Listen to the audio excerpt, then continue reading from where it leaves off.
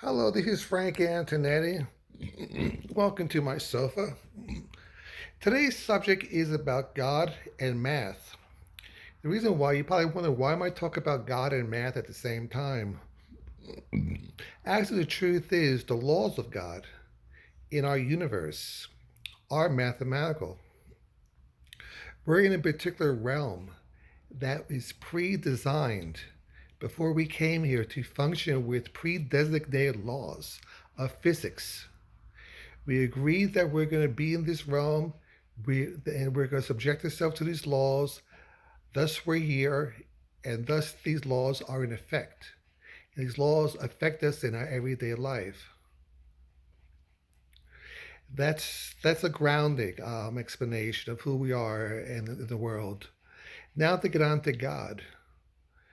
Numbers are uncountable. Negatives on negative numbers on to infinity. There's no number. Negative numbers are also onto infinity. If numbers can go on and on, they also must have negative numbers that could go on and on too, which means the past never had a beginning, the future will never have an end. If our future ne- cannot be delineated by any means, if you cannot delineate what we call the future, we also cannot delineate in a simple logical or mathematical terms what is the past. Thus, both of them are infinite. As I see God, God lives on his own realm, his own plane of God. God lives in a plane of zero. For God to be all things, for God to be almighty, he must be in a plane of zero. For him to be who it is, he or she, whatever it is. Actually, in the Huo Ching, which is the most advanced book I've read of God, it's called the Huo Ching. They say, if you want to know God, just simply say the word God. If you should add anything else, God is good, God is gracious, you're saying you don't know what God is. If you need to explain his nature, you're talking like you're a fool. If you have to say God's word is in a book, you're foolish. There is no God's words. God has no words because words are finite and words can be interpreted. Um, and, and these interpretations can lead you to particular understandings based on people's subjective likes and dislikes and their fears and their joys. This thing called the Bible is not the Word of God. It's works of man. It's conscious. It's a compilation of consciousness. Yes, high and magnificent angels have been helping us to manifest it for our common good. But is it the supreme truth? No, it's not. It's just a commentary. It's just something to go by. Maybe you might need it. Maybe it might help you, but you can't find God in the Bible. God is found in a plane of zero, where all things are. Now, God steps out of the plane of zero into the plane of oneness. He encounters us in oneness through the fact that all sons of God are at one with Him. Now, being that God's nature is infinite, everything about it is infinite, even the sons of God. Did you know there's no finite number to indicate the sons of God? There's no finite way to indicate where we began and where we will end. Where is infinite of God is, because we're a reflection of his majesty. But he goes out of his plane of zeroness into the plane of oneness to encounter with us. You probably wonder, how can I get to know God? Well, you open up your door and you get to know people. You talk to your neighbors. You have a new job and you get to know all new people, all new ideas. Ideas are also real too. You get some education. You get you work with people. You work with your mind. People have to realize that ideas are real. Ideas are living substances. The ideas are life. You get to know people and ideas as one and the same, and you constantly learn. You constantly learn about these ideas and also about people and also about yourself. You learn more about yourself through understanding other people and ideas. It all reflects.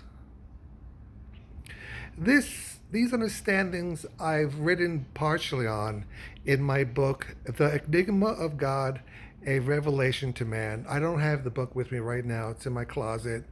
But it's by Balboa Press. You could buy it on Amazon if you want. The Enigma of God. People don't know how to spell enigma.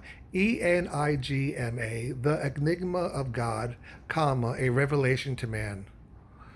It's a good book. I wrote it in 2012. So please buy it. I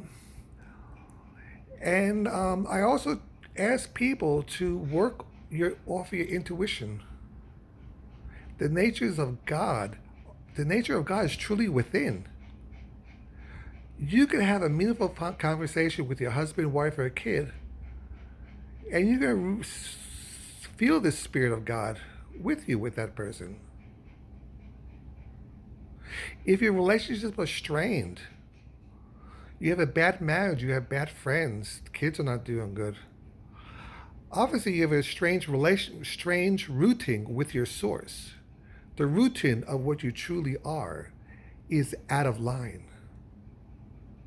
You make those alignments by first, with any catastrophe, let's say your house is flooded, you don't bail out the water. You shut off the faucet, and then you bail out the water. The thing is, you cut these people out of your lives. You do it in a very loving, diplomatic way. You just don't say, I'm going to leave. Maybe you have to wait till the kids grow up. Or maybe you need to deal with the kids in a particular respectful way. But in spiritual growth, you will be leaving a lot of your friends. It's like Jesus said in the Bible, I didn't come here to bring peace, but a sword. What that means, his words will divide you from your family and your nation, your state, and your past to free you to your own path. So if you were truly spiritual, you might have to take these people not that seriously. Maybe they're holding you back. Maybe you need to find new family. But people who treat you properly, not people who are bad to you. I had a very bad friend.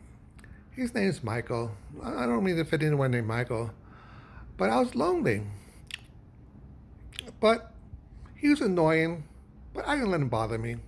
I'm a Virgo. Virgos know how to ignore nonsense. So I ignored his nonsense. But there was a bad spirit through drugs I had at one period, and this bad spirit insisted upon me to be offended. So I was offended for several years, only because I was under influence by a bad spirit. Once I got rid of the spirit, I really felt compassion for Michael. Where Michael really needs is to go to the Christ, to go to a religious center and to surrender his hatred toward his parents in the world and give in to the love of his heart. That's what I think now. Because I have no negative attachments to bad spirits from narcotics or techniques like automatic writing.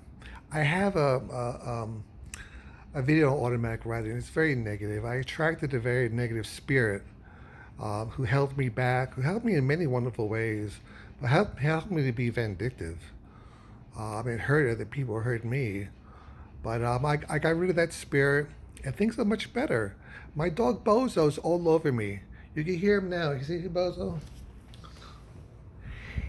Since I got rid of that spirit, he always sleeps on my bed. And he's always by my face. He's like me, like flies on you know what. He is so close to me now. He's addicted to me. He's addicted to my love. Because my aura is clean. My spirit is clean. Now when people encounter me, they want to have more and more of me because I'm a very clean person. I refuse to take narcotics. I refuse to be around people who are abrasive and who are rude to me. I love them. I give them the peace of God. If they want to come back in love and faith, work with me on a nice level, fine else. I bless them and let them go. It's what the New Agers say. If a person is really horrible, just put them in a pink bubble. Give them the most gentle breath, and they go over the golden horizon. That's all you can really do. Just put them in a pink bubble, give them a breath, and then there they go. They're over to God. So I wish you all well, and please, if you could read my book, please do. And let's see Bozo for the last time. Hey, Bozo.